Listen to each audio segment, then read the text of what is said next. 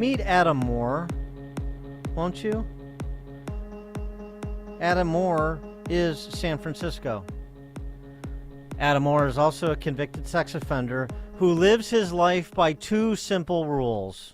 I'll let him tell you. Adam Moore tells me he has lived on the sidewalk across the street from Stella Maris Academy for more than 2 years, and that his sign offering free fentanyl for new users is no joke. Moore says he's just passing on the drugs that other people give him in exchange for blankets and supplies he provides. They feel bad if they don't reciprocate, so they bring me trash that they've scavenged, things that they think are valuable. Or they give me some of the drugs that they have, which I don't do. You're exposing grade school kids to this. Mm-hmm. This is not right. You know that. No, it's shallow. The kids come out of the school and they see this? Yeah, I only live by two rules. Be kind to others and make it look easy for children. The Richmond District Police Captain told me they recently tried an undercover sting on Moore, but he didn't have any drugs at the time. However, it's his past that's led to some concerns. Moore is on the Megan's Law website for lewd and lascivious acts with a child under the age of 14. I was innocent of all of the charges that I've been accused of, convicted of. Moore is apparently not considered a high-risk offender, so he does not have to follow the rule to stay 2,000 feet away from any school. And I was told that he is in compliance with all the components of what his sex registration are. That's a police officer there. So, hey, our hands are tied. Kids, if you're looking for free fentanyl, Adam Moore's right across the street once you get out of school. San Francisco. How did it get to this? San Francisco, pretty straightforward, actually. Pretty straight line. The city has intensified its crackdown on street vendors as the fencing of stolen goods has become increasingly prevalent in the downtown areas, including UN Plaza and the vicinity of Mission and Market Streets. Those areas are also known for drug deals. The problem with that crackdown is the lives of city inspectors are being threatened. So now city inspectors in San Francisco are wearing bulletproof vests when they have to go down and sweep these street vendors for proper permitting and so forth. Yeah. And we talked about Chicago, where we stand a little bit earlier in the show, not just the murder of yet another preteen yesterday in Inglewood, but also per Pritzker's purge law, the release of a truck driver who opened fire on another car during a road rage incident on I-55. Not a threat to the public. He's free to go, pending trial. That's what's happening in big city America, where the New Orleans DA got carjacked with his mom in the car last week. And the anecdotes are legion. And the data is irrefutable. And the change doesn't appear to be coming. For more on this and other topics, we're pleased to be joined by our friend Andy McCarthy. He, of course, is a contributing editor to National Review. He is the former Chief Assistant U.S. Attorney for the Southern District of Manhattan. And he's the author of the bestseller, Ball of Collusion, The Plot to Rig an Election and Destroy a Presidency. Andy, thanks for joining us again. Appreciate it. Morning. Well, why don't you take a shot at the question Amy asked. How did we get here in San Francisco, Chicago, St. Louis, New Orleans, Memphis, Baltimore, etc.? Well, it's the same answer, really, for how we end up with,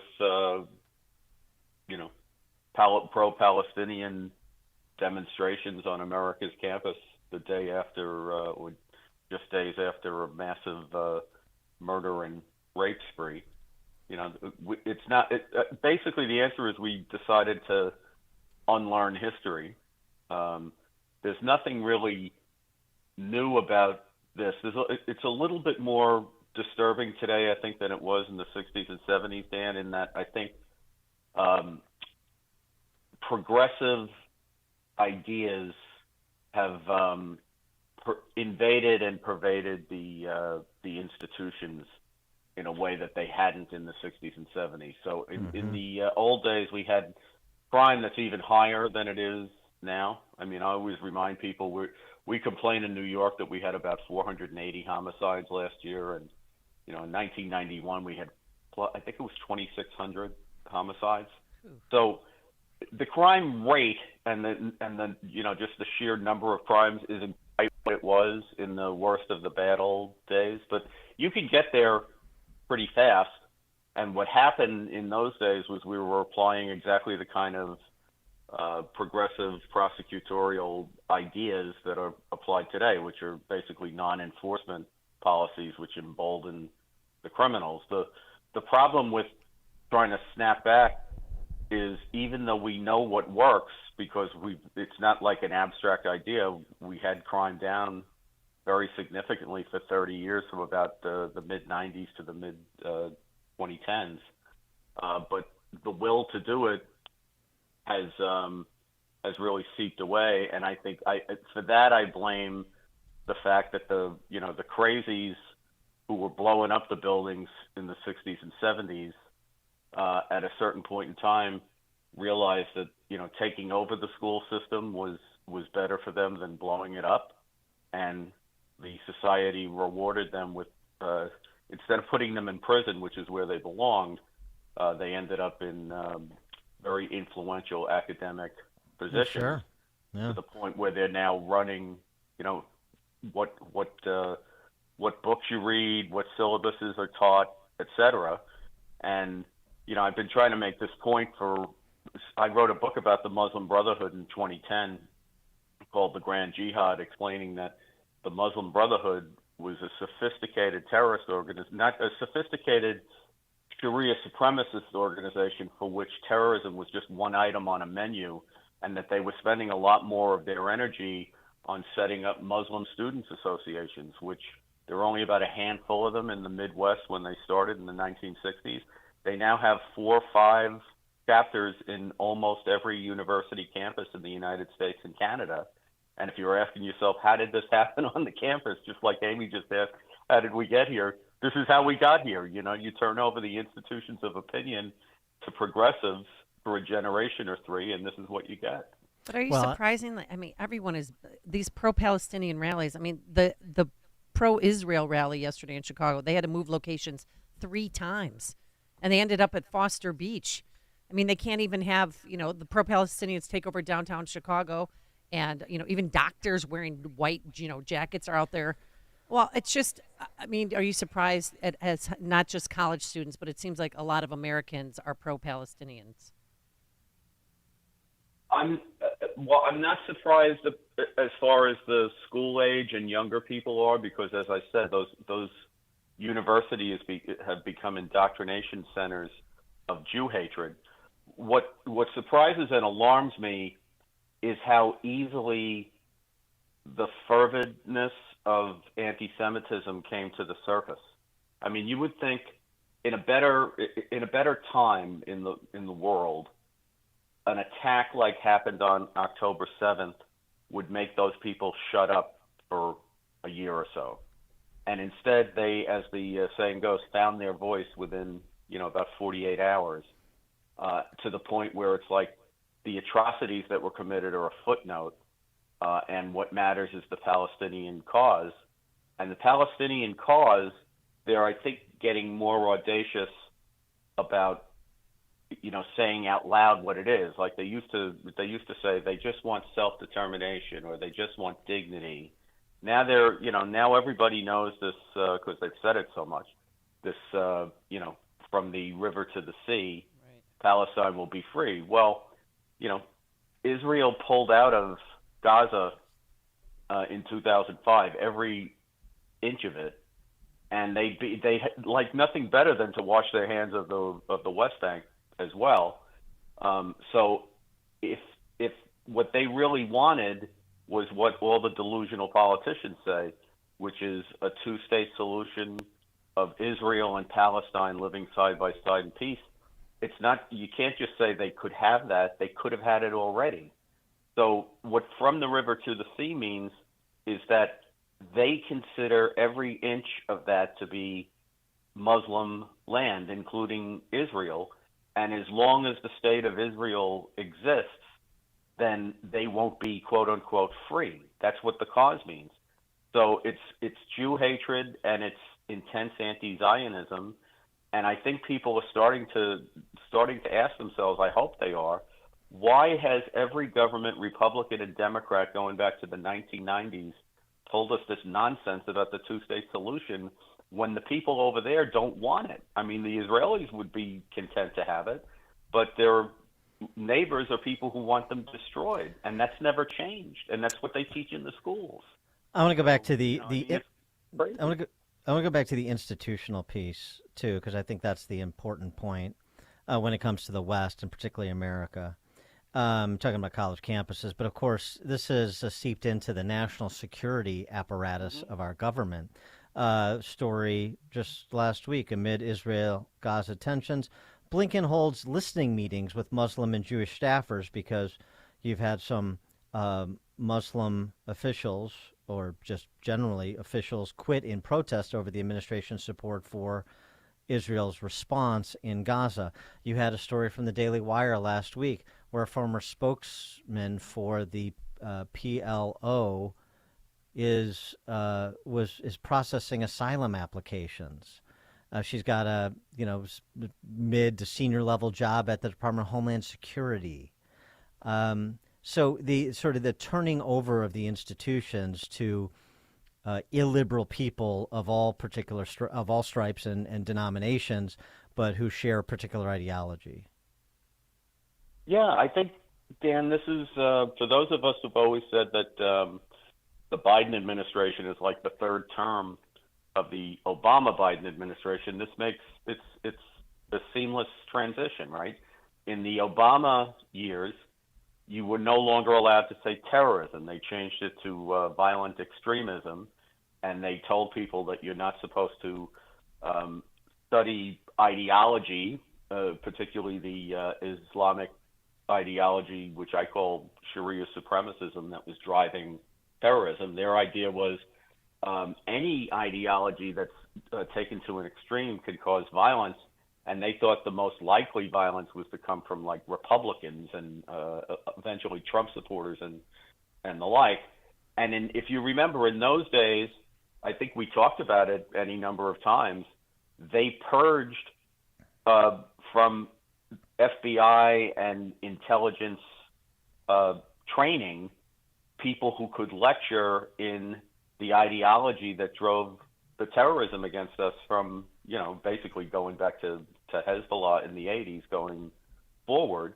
And I was amazed because I had prosecuted terrorists in court in the 1990s, and it turned out that most of what we used to call evidence that we would present to the jury, our agents who were being trained as national security officials were no longer allowed to hear that in their training. And, fortunately, most of them were smart enough, to go outside the government and educate themselves if they were doing this work day to day. But the people who were officially coming in to instruct classes at Quantico for the FBI and at other places for the Defense Intelligence Agency and the other intelligence agencies, they were purged. They were no longer allowed to teach what it was that inspired our enemies. So this is just the next logical step, but I don't think any of it ever stopped. I wanted to get to your review of this latest evidence, what we used to call evidence, speaking of that phrase, this latest evidence against Biden Incorporated. In 2018, Jim Biden, brother, received $600,000 in loans from AmeriCorps, which was a failing rural hospital operator. Biden received the loans based on representations that his last name could open doors and that he could obtain a large investment from the Middle East based on his political connections. March of that year, AmeriCorps wired $200,000 loan, quote unquote, into Biden and Jim Biden's, Sarah Biden's personal bank account, not their business account. On the same day, Jim Biden wrote a $200,000 check from the same personal bank account to Joe Biden. Just a loan repayment from one brother to another. That's it. Nothing to see here. You buy that? Well, no, but I think, as we've discussed before, I think this whole idea that we have to show personal direct payments to Joe Biden, to me, is aiming in the wrong place, because Joe Biden is the business. There would not be a business without Joe Biden. And this idea that you have to, in order to make the corruption case, you have to show the direct payment is, to me, just a wrong way of thinking about it. But that said, But it helps. I do think that. Oh yeah, no, I'm not saying it's not helpful, but along those lines, if that's the way we're going to play it, I think the sweet spot for evidence is likely to be the period from late 2016 into 2018, because I think what happened there is everybody thought Hillary Clinton was going to be elected president, and Biden thought his political career was effectively over. He didn't have, I don't think they had dreams of him running for president at that point, because Hillary was going to be president for 8 years. So he was thinking no one was ever going to investigate him, obviously, for any of this stuff. And he was never going to be in public office again, so he didn't have to worry about people hounding him because he was going to be kind of irrelevant. So if they did stupid, really, really stupid things, like even stupider than Burisma and some of the Chinese stuff, I think we're likely to find it in that late 2016 to early 2018 period before he decided to run for president again. Andrew McCarthy, I wanted to ask you about Sidney Powell's, her guilty plea. What was your first impression? That it's all misdemeanors. I thought this whole, I wrote at the time, Amy, that the RICO, I've done a bunch of RICO cases. This RICO doesn't make any sense to me. It's not a RICO. And she's now disposed of 3 cases, and no one's taken a RICO plea. And what usually happens with prosecutors who are trying to bring big cases is the first cooperators in the door to plead guilty, you get them to plead to everything, because that shows the public that you actually really do have a case. It puts a lot of pressure on the other defendants to plead guilty and cooperate. So she can't even get the cooperators to come in and plead guilty to the RICO because it's absurd. I think Sidney ended up getting, 6 misdemeanor pleas? And I don't carry any brief for Sidney, but I just think this case, I never said that there was no case. It looks to me like there's a couple of discrete things in there. For example, if they made false statements on documents, or if they hacked into government systems, then those could be significant crimes. But I don't think they have Trump on any of that. I don't think they have the highest ranking people in it. And she tried to throw a RICO bow on this thing. Godfather, instead of why can't you just deal with what Trump did? I mean, it doesn't have to be because they don't have, because one would surmise because they don't have anything. Crime. Yeah, right. So he just they have unsavory behavior, but they don't have crimes. And so she's just going to sell it as something that's not. So she's just going to have Sidney Powell and Cheeseborough and these others just say, he made me do it. All right, jury, convict him. Right? Yeah, well, I don't think they even have that. I'd be supposed, now maybe Cheeseborough had a conversation with Trump. I doubt it. I think he talked to Giuliani. And I do think there was something funky going on with the fake electors, in the sense that I think the fake electors were told that they weren't misrepresenting themselves as the electors. On January 6th, nobody thought those people were alternative slates of electors. But I think they were told that they were just provisional or contingent in the event that Trump won his lawsuits. Whereas I think the higher guys, like the advisors, like Cheeseborough and Rudy and the rest of these guys, thought of having the alternative electors as something they could argue to Congress as a pretext for not counting the votes of those states. So I don't think it was the same agreement even among the various people who were charged in that. But again, we wouldn't, if the riot hadn't happened, we wouldn't even be talking about this, because nobody took those slates seriously on January 6th. Nobody did. Andy McCarthy, former Chief Assistant U.S. Attorney, Southern District of Manhattan, contributing editor at National Review, author of Ball of Collusion, The Plot to Rig an Election and Destroy a Presidency. Andy, thank you as always. Have a great week, guys. Thanks, you too. And he joined us on our turnkey.pro answer line. Hear about the big stories of the day, then talk about them right here on Chicago's Morning Answer on AM 560. The Answer. You're smart, you're busy, and don't have time to waste on the mainstream media cycle. Salem News Channel breaks that cycle. Topics that matter from hosts worth watching. Dinesh D'Souza, Andrew Wilkow, Brandon Tatum, and more. Open debate and free speech you won't find anywhere else. Salem News Channel. Not like the other guys. Watch anytime on any screen. Free 24/7. Find everything you need to know at snc.tv. That's snc.tv.